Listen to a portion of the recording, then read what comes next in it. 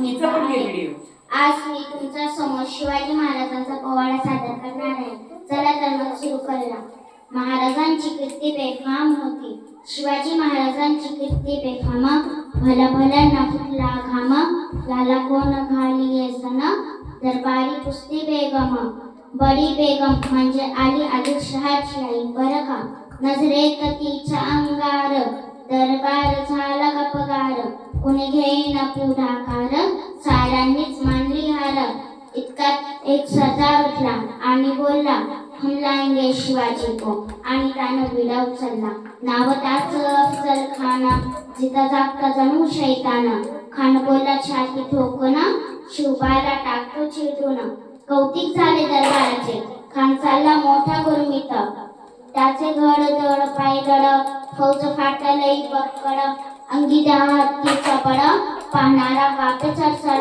वाटेत भेटेल त्याला चिरती ठेची. खानाची सेना निघाली. गाव लुटली. देवळ उद्ध्वस्त केली. आया बहिणींची आबरू लुटली.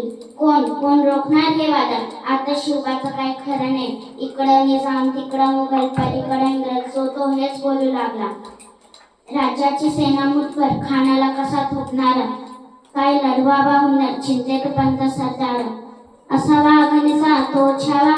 असावा घनसा तो छावा. गनिमीला कसा ठेचावा. डोक्यात गणी निकावा. भेटीचा धाडला सांगवा. प्रतापगडावर आमने सामने भेटीचा सांगावा. खानानं हसत हसत कबूल केला. दिवस ठरला आणि ठरल्याप्रमाणे प्रतापगडचा पायथ्याशी खान आला बेगुमान. नाही तर जाणे शिवाजी राजाचं करमतीची.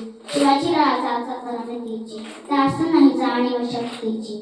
नाही जाणीव शक्तीची. करेल काही